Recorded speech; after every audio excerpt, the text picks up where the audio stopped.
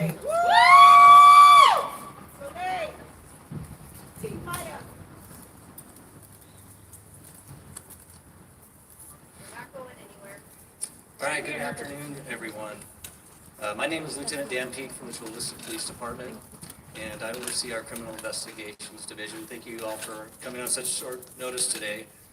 Before we get into the press conference, I want to recognize a few individuals that are here. Of course, I want to recognize the mayor of the city of Chula Vista, Mary Casillas. I also wanted to recognize the city manager for the city of Chula Vista, Maria Cachadorian. And also wanted to recognize City of Chula Vista Council Member Jill Galvez. Before we get started in the press conference, I wanted to let you know that there'll be two speakers. The first speaker will be the Chula Vista Police Department Police Chief Roxana Kennedy, and the second speaker will be the San Diego County District Attorney Summer Steffen. I also wanted to recognize several individuals that are to my left that helped make this investigation possible and lead to the ultimate arrest that took place earlier today. And that would be FBI from San Diego Special Agent in Charge Suzanne Turner, and also from the United States Marshal Service Supervisor Deputy Marshal Paul Bill. And then, of course, I wanted to recognize May's family, which are all to my right here.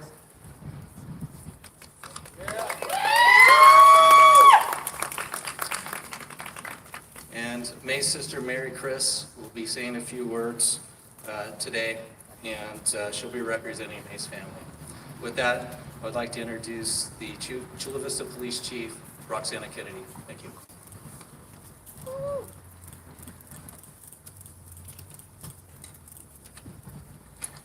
Thank you. Good afternoon. As Lieutenant Peak mentioned, my name is Roxana Kennedy. I'm the Chief of Police for the Chula Vista Police Department. And I want to first thank everyone for attending today's press conference with such short notice. Along with our law enforcement leaders, I am joined today by Maya Millete's family, her friends, and our community members. Today at 11:42 a.m., the Chula Vista Police Department SWAT team served an arrest warrant and arrested Larry Millete for the murder of his wife. Larry was taken into custody at his home and was alone at the time of his arrest. And I know many of you are all very concerned about May's children. I want you to know that they are safe. May was first reported missing to the Chula Vista Police Department shortly before midnight on January 9th, 2021. May was last seen 2 days earlier by family members at her residence located in East Chula Vista. Since being notified of May's disappearance, officers and investigators have remained committed and committed to determining the circumstances behind her disappearance. As the scope and complexity of the investigation grew, so did the size and the scope of the investigative effort. The Chula Vista Police Department began a formal partnership with a multi-agency working group, including the San Diego District Attorney's Office, the FBI, and NCIS. The primary goal was to bring May home to her family or bring justice to the person responsible for her disappearance. To date, the investigation has included over 67 search warrants, 87 interviews, review and investigation of over 130 tips, and thousands of hours of methodical investigative efforts. These efforts ultimately generated a variety of pieces of evidence that have become clear and overwhelming. Larry Millete, May's husband, is responsible for May's murder and disappearance. Today is a step towards justice, but it does not mark the end of our investigation. The Chula Vista Police Department will continue to seek answers for her family. Today is about May, and I'd like to tell you a little bit about her. May was loved by her family and friends and was committed to her children. May's murder and disappearance has impacted so many over the past 9 months, including many people who had never even met May. Yet they rallied around her family and helped keep May's disappearance in the spotlight. While understandably the family and public want answers, our investigative team must follow the facts and the evidence that has led us to today. Our team did not stop. They relentlessly pursued justice. They wanted nothing more than to find out what happened to May, and as we now know, to hold her killer accountable. Homicide detectives say that they speak for victims who cannot speak for themselves. Their mission is one of compassion for victims and victim families. They are dedicated to being able to bring closure and accountability to those involved in these tragic events. This case will ultimately be placed in the hands of a jury who will be given the chance to evaluate all the evidence and the facts. While we are here to report the arrest of Larry Millete, nothing will change the fact that May's murder is a senseless tragedy. A mother is gone. A family is broken. And a community is left with questions and confusion. This affects us all, but it affects most of all those who loved and cared for May. Today you will notice that officers and family members are wearing purple ribbons. It is not lost on any of us that October is Domestic Violence Awareness Month. Domestic violence is prevalent in every community and affects all people regardless of age, socioeconomic status, sexual orientation, gender, race, religion, or nationality. This is a time to acknowledge domestic violence survivors and be a voice for its victims. I would like to thank my entire team at the Chula Vista Police Department that you'll all see around you, along with our partners, the District Attorney's Office and DA Summer Steffen, FBI San Diego and Special Agent in charge Suzanne Turner, U.S. Marshals San Diego Division and Supervisor Deputy Marshal Paul Beal. And unfortunately, they couldn't be here today, but San Diego NCIS and Special Agent in charge Josh Flowers. I'd also like to give a special thank you to the Cold Case Foundation, who also helped through this process. Their support of all these partners and their commitment has been invaluable to this case. I would also like to thank the many volunteers and community members who are here today. Thank you. You've been there the whole time to support May's family, and we appreciate it.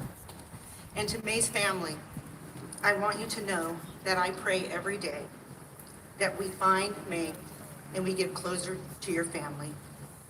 I'd now like to introduce our District Attorney, Summer Steffen.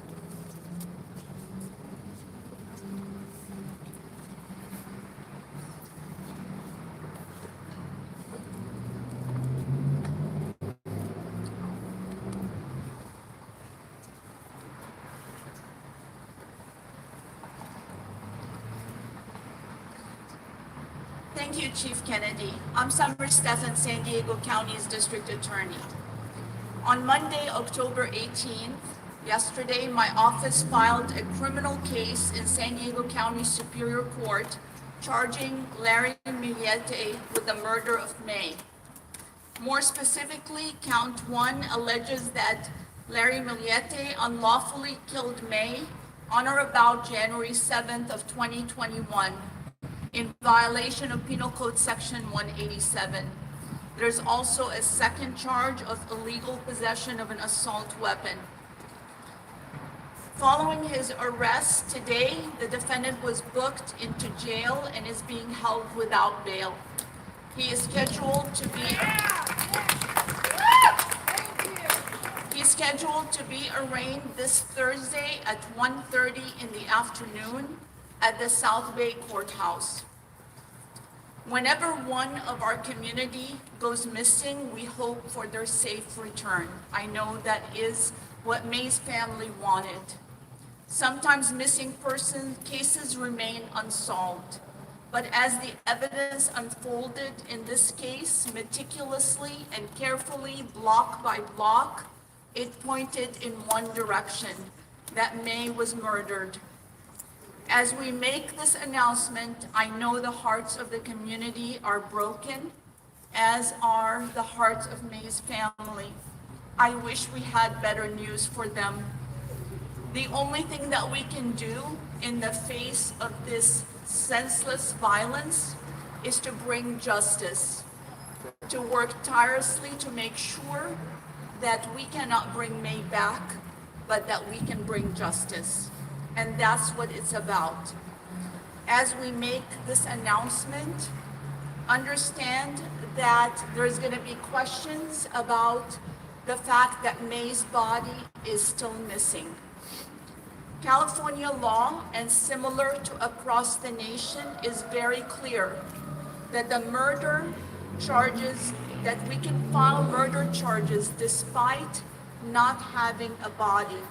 In fact, the law is so crystal clear that we cannot let someone murder someone and gain a benefit by hiding the body in a way that we can't discover it.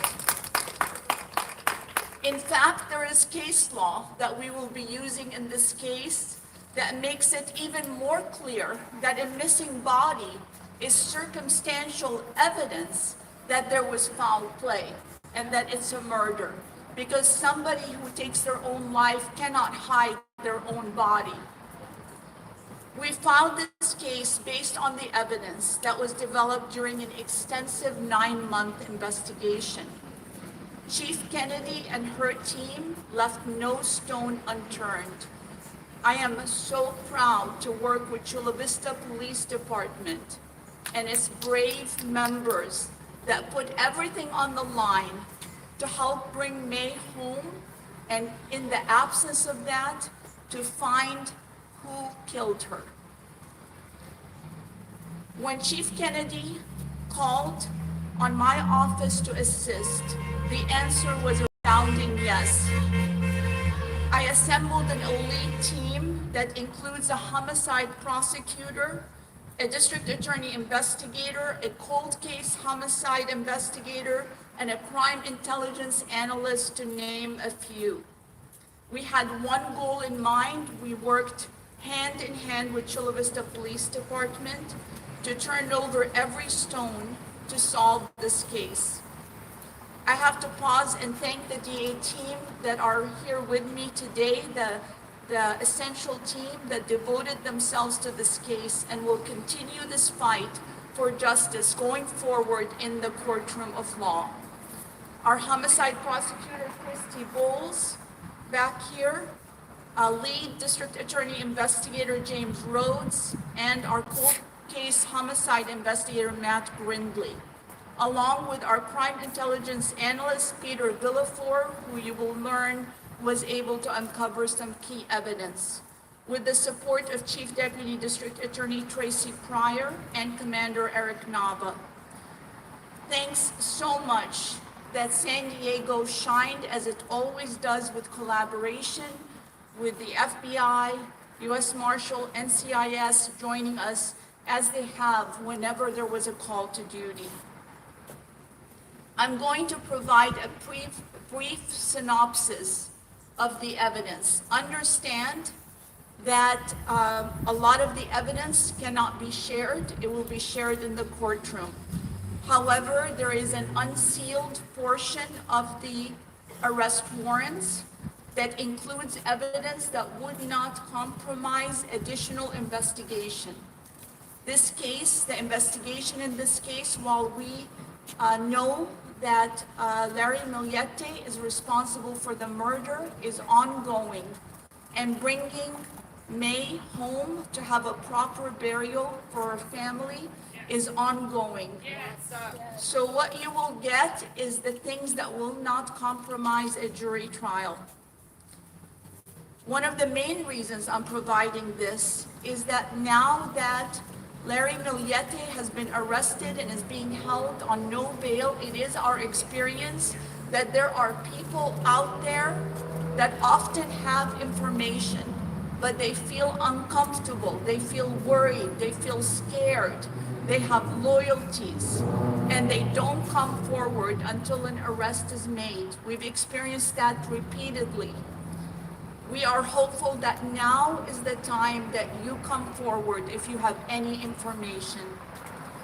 We also know more facts now that might help somebody who saw the vehicle that we believe was the transport vehicle that was used to dispose of May's body, to search their memories and understand from what I'm going to describe that there is no specific location and that the radius may be very vast and large. So it can be someone in the county, somebody outside our county. That's why we appreciate the media attention that hopefully will allow someone to see this and think, I did see a Lexus pulled off the road somewhere on January 8th of 2021, and to call us and provide that piece to the family of May.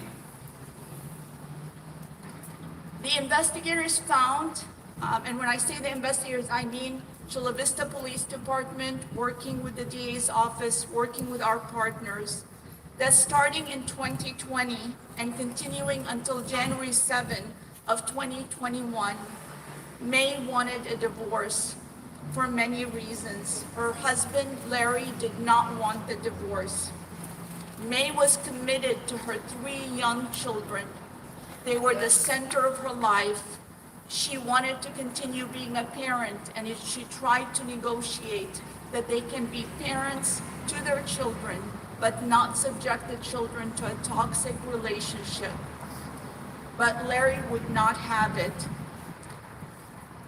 In homicide cases, there's often a triggering event. In this case, on January 7 of 2021, May was no longer talking about divorce. She took that step, and the last call recorded that May made was to a divorce attorney. She did not make any further calls. When she called the divorce attorney on January 7,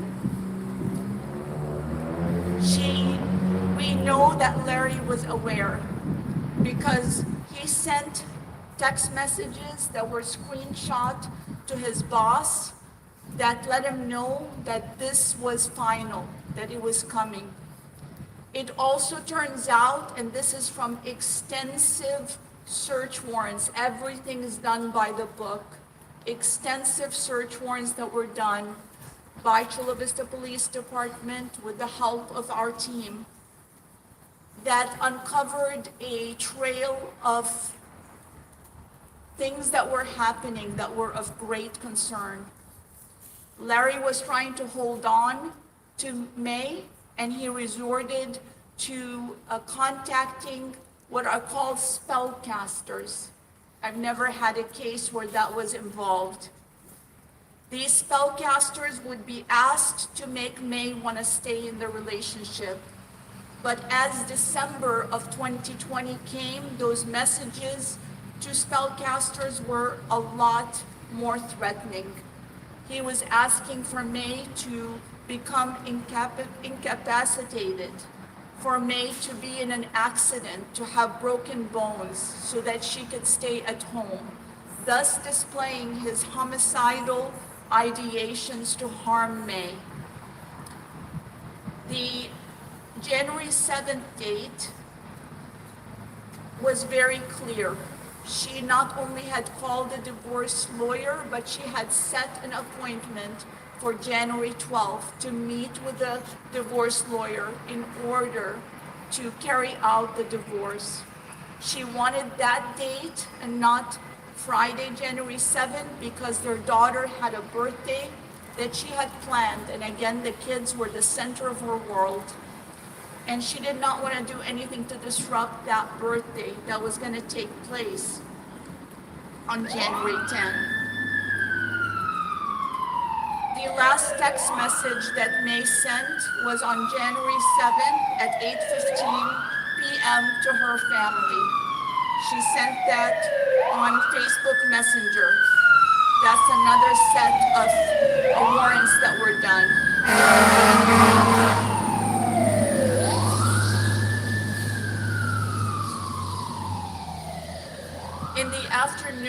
of January 7, Larry Millete sent a really telling text. He said, "I think she wants me to snap, and I'm shaking inside, ready to snap." At 9:21 p.m. on January 7th, Larry screenshot from his account cryptocurrency amounts of money that were in his cryptocurrency to his two daughters, ages 11 and 9. May's phone activity stopped on January 8th at 1:25 a.m. On January 9th, Larry Millete's spellcaster messages that had been sent on a daily basis turned from May to wanting to punish a man that he blames for the failed relationship. This was before Mary Crease had called the police about May being missing. Now we go to November 8th.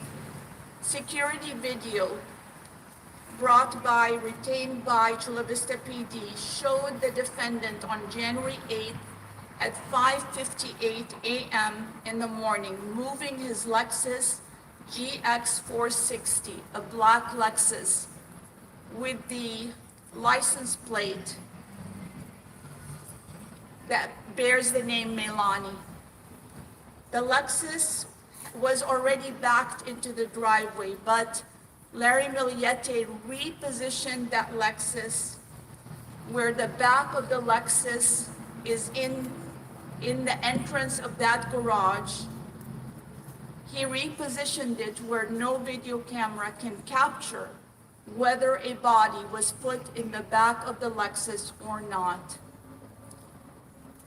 But based on that positioning, we're not able to see that vantage point.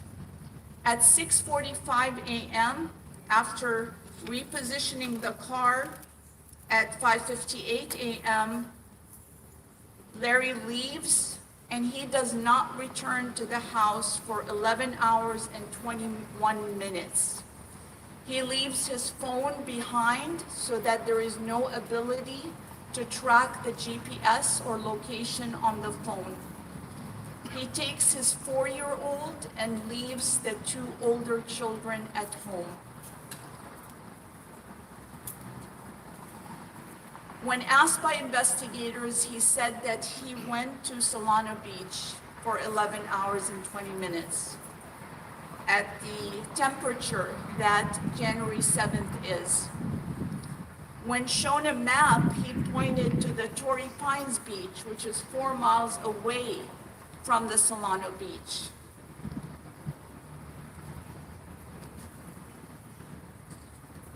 On that date, his employer was calling frantically, January 8th. He even called May, saying this is not like Larry not to show up to work, and wondering where Larry was.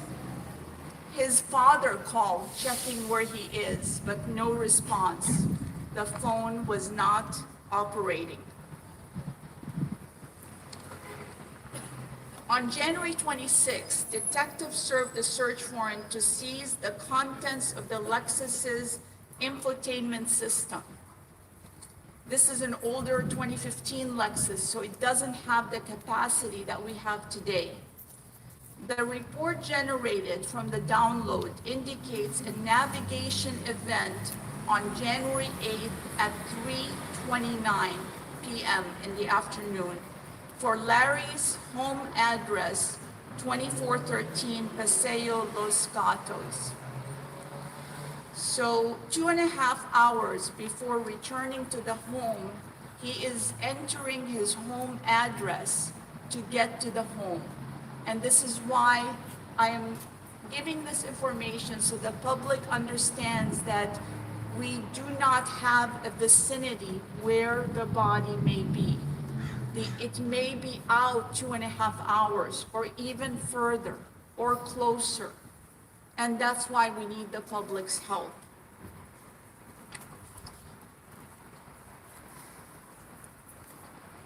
Also, Larry's messages that were captured in the search warrant showed that he was informing his boss that she's serious and is going to get the divorce.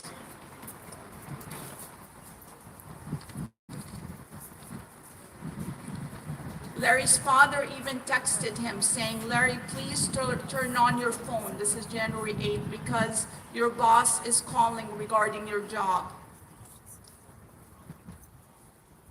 When a search warrant was served at the residence, they were looking for firearms registered to Larry. Despite a court order, he had not turned over one of those weapons, a .40 caliber gun, and it remains outstanding to today. So again, I tell the public, if you are holding on to that weapon, this is the time to turn it over to police. Detectives also obtained security footage from the neighboring residence and observed the following. On January 7th at approximately 9:57 p.m., the sound of 9 loud bangs were recorded. Unfortunately, despite the excellent work of the FBI, they were not able to confirm whether those were gunshots based on the quality of the recording, but we truly appreciate their efforts and their continued efforts.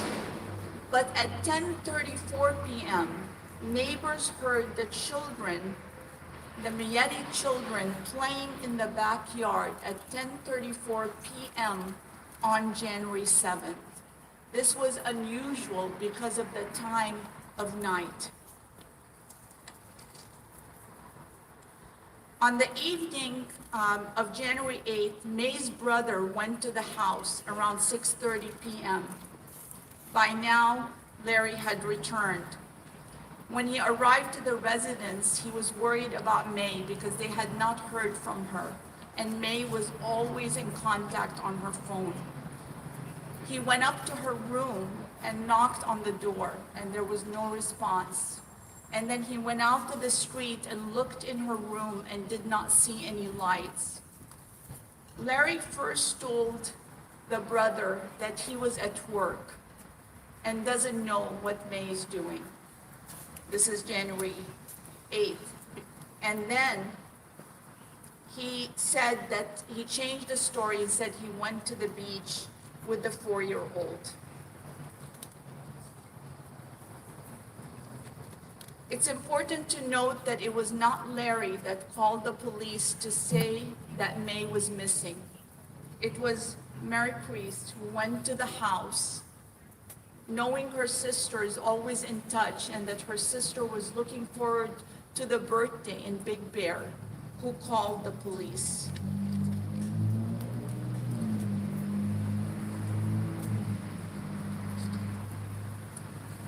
Part of a no-body investigation is to look for proof of life. And in this case, for 9 months, there is no proof of life that May is alive. Case law is clear that in today's world of finances and everything being tracked, that shows no proof of life. May excelled at her job. She was committed to her career. She loved her children. She was looking forward to a birthday that was coming up that she had planned. And after January 7th at 8:15 p.m. in the evening, that was her last communication to anyone via text, social media, or phone call. The team also looked at all of the finances, and while she had a savings account and she was making a decent living, there was no withdrawal from any account, not before, not during. All her valuables were left in the house. All 4 cars are accounted for. But a key piece of evidence was where was May's phone? Because being able to track that phone gives you a really important piece of the story. And after an extensive recreation and experiment that was done in September of 2021, it was clear that May's phone was in that San Miguel Ranch neighborhood, at her home or thereabouts. That means that May did not leave, did not go anywhere. She always had her phone. I talked about the financial evidence, which is very, very important. This arrest would not have been possible without the tremendous efforts of Chula Vista Police Department Chief Roxana Kennedy and her team. And I also again want to thank my team for working hand in hand with the Chula Vista Police Department. We ask the public at this point to call with any tips with regard to a Lexus GX460 black license plate Milani. If you saw that vehicle anytime on January 8th, please call and report that information. If you have any information about the missing .40 caliber gun, please call and report that information. If you have any evidence at all that you're aware of, please call and provide that information. While this arrest and the filing of charges starts us down the path of justice, this is not a win. We've lost a life, and all we can do is pursue justice fairly in order to bring justice to this family. Thank you.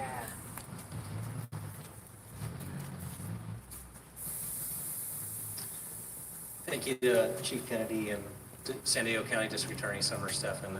At this point, I'm going to ask Mary Chris, who's the spokesperson for May and May's family, to come up, and she's going to provide a few words. Thank you, Mary Chris.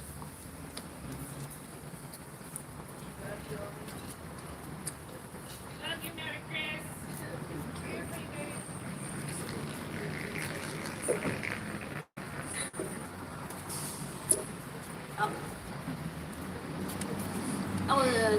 I would want to say thank you, everyone, for being here today, for all your support. Of course, I want to thank Chula Vista Police Department for relentlessly working on my sister's case to this point. Chief Roxana Kennedy, thank you so much. You tell us you're praying for my sister. That means a lot to us. The DA's office, thank you so much. Summers, Stephan, thank you so much, and all your team, thank you. They tell us they've been working hard day and night, working on my sister's case, even though we don't see it, but they're working hard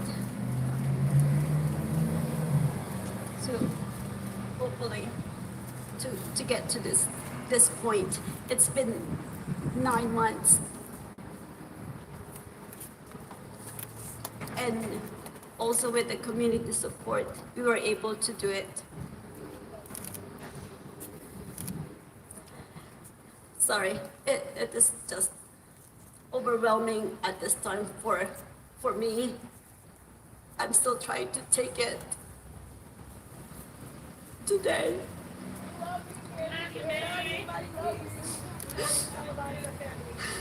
It's been really hard. He's a family. He's our family. It's hard to go against a family. He's been with us for 20 years. My sister did love him. She gave him 3 kids. She just can't let him go. And this is still not the end. We have a long way to go. We're still asking the public, please help us bring my sister home. I still want to see my sister. I still want her to come home to us. Please, if you know anything at all, please help us. We are pleading. I still want her to come home. We did a promise to her 11-year-old daughter that we will bring her mom home, please.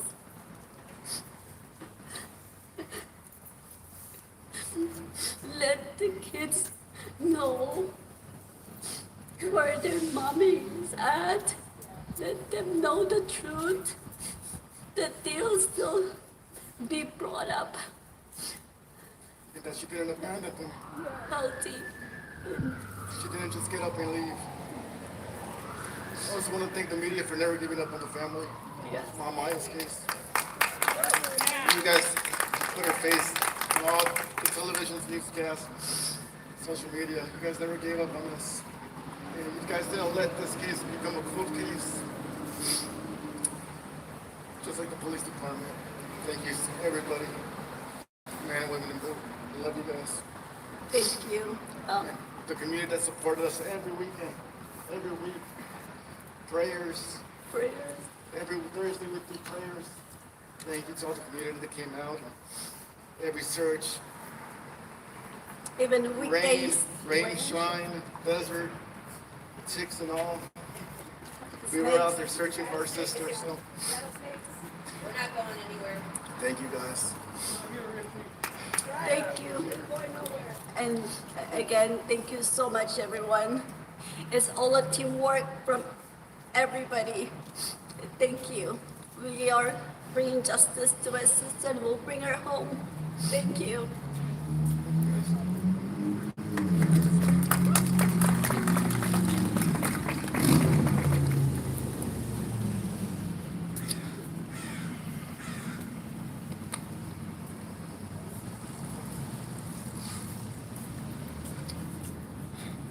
So thank you to Mary Chris and Richard. Like it's been mentioned several times, this is an active and ongoing investigation. We still do not have May's body.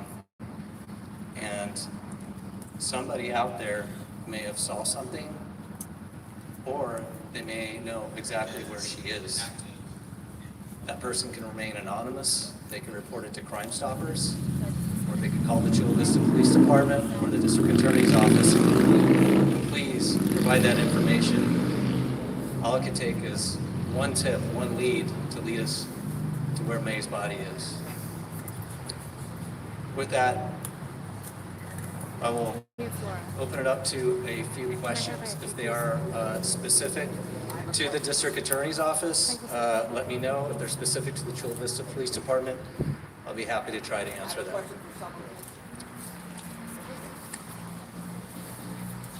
I realize that you're not going to talk in depth about the evidence, but you tell us the guns that were confiscated and the other things that come out. Does any of that constitute physical evidence that points to during life? Or is this just largely a circumstantial case? Yeah, I can't talk about the evidence, but it is a case that's built on a piece-by-piece circumstantial evidence at this point. Does that concern you in the process of prosecuting? No, we've prosecuted several missing body cases. Fortunately, in one of them recently, the body was discovered right before the trial. We're hoping that that happens really to bring finality to the family. But we feel very confident about the prosecution and the evidence that we have. District Attorney, are you able to seek the death penalty without a body? And I have a follow-up question. Seeking the death penalty is not related to whether you have a body or not. It's related to whether we have a special circumstance. Right now, the charges are murder, and there is not an alleged special circumstance. A special circumstance is something like the murder was committed in the course of a robbery or kidnap or rape. Those are things that constitute a special circumstance. Maybe some evidence will develop of a special circumstance, but at this point, we have a murder. And would it be a mitigating factor in Larry Millete's favor if he were to reveal where Maya's body is? We always want to know where the body is, and we hope that anybody with good conscience will allow May's family and her children to have a burial place to visit their mother. I have a question for the police department. Is he talking? Is he talking? Okay, thank you. Yeah, so unfortunately, this is an active and ongoing investigation. There is a lot of questions that we can answer.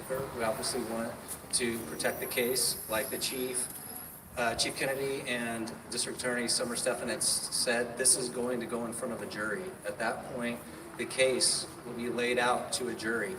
So until that happens, there's a lot of questions that you have that we are not able to provide you answers with today, just due to the fact that this is ultimately going in front of a jury and will be tried there. Does the department have any indication Is that there he any has? questions specific to the Chula Vista Police Department before we Yes. wrap it up? Yes. Two questions. Do you believe he had I'll help? be right with you, ma'am. Do you believe he had help? Will the children be released to Maya's family? Are they gonna be okay? So all I can report is that the children are safe, and I can tell you that this afternoon, when Larry was taken into custody for the murder of May, the children were the number one thoughts in our mind to do that safely, to make sure they were never in danger. And once we knew that the children were not in any danger, that's when the SWAT team moved in and took them into custody. I believe there's one question right here. Yeah, should we still be searching the cell phone cam triangulation area? So early on in the investigation, it was released to the media, also to May's family, that we had reason to believe that May's phone may have been in the area of the old golf course near her house. When that information was released, we were going on the best info at that time. At this point, we've been able to analyze that data more closely, and we feel that May's phone never left the residence. You I have have one more searched. question. You have searched locations for Larry's family members. You have searched in locations where Larry's family members live. Do you have reason to believe that his family members helped him in any way? At this point in the investigation, the only person that we feel is responsible for May's disappearance and murder is Larry Millete. That'll be all. Thank you.